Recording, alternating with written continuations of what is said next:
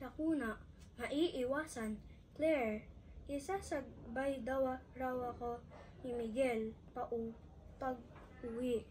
Mamaya, gusto mo bang sumabay? Tanong ni Yancy. Baka naman hindi pumayag si Miguel.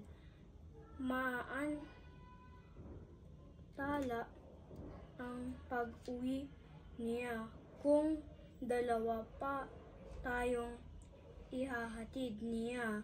Sagot ni Claire. Hindi namalayan ng dalawa na nakikinig sa kanila ni Miguel. Teka, sino ang nagsabi hindi ako papayag? Ha? Tumawag ka ni Miguel. Mga kaibigan ko kayo, Claire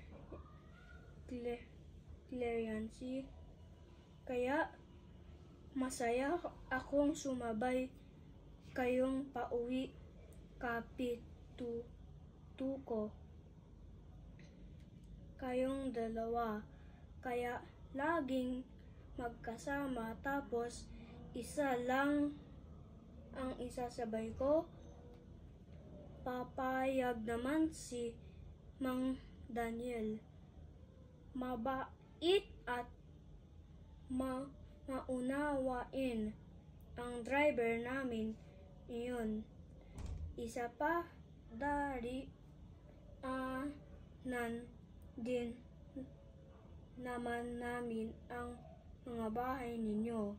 Masayang lumulun sa kotse ang magkakaibigan.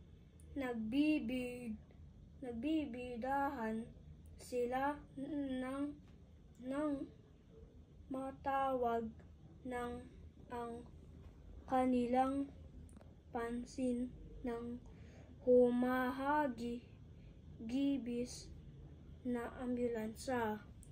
Wiwing! Naku! Tiyak na may emergency. Pakli ni Miguel. Patuloy na nagkwentuhan ang tatlo. Di naglaon na untol ang kanilang pag-uusap nang may marinig silang iba mang tunog. Agaw pa pansin ng tunog. Kling, klang, kling, klang. Aba, truck. Iyon ang ng bombero. Wika ni Yancy. Huyan, may sunog pala riyon.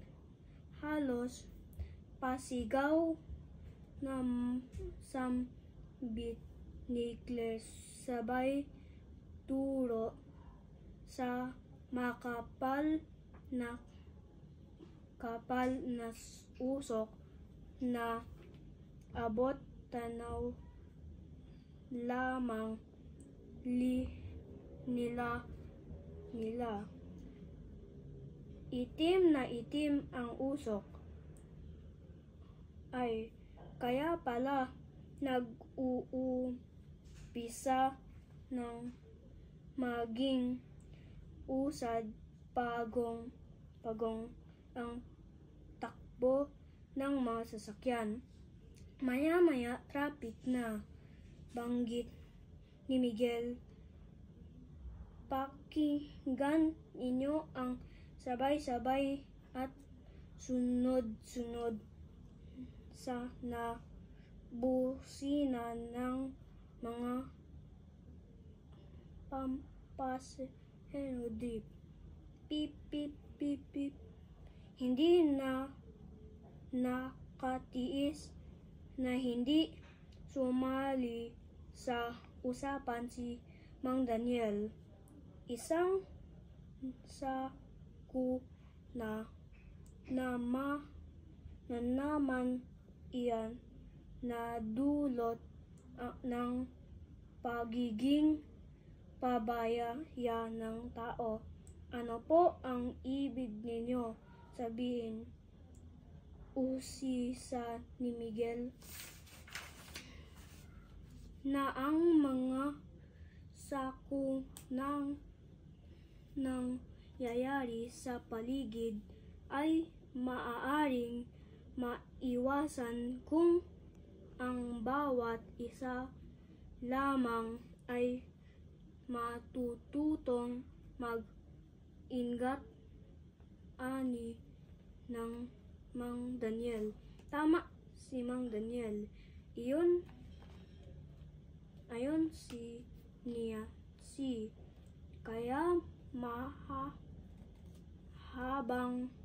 kaya habang bata pa tayo, pag-aaral na nating maging maingat sa lahat ng ating gagawin. Oo nga, dagdag ni Claire, para sa ating sarili at sa ating kapwa.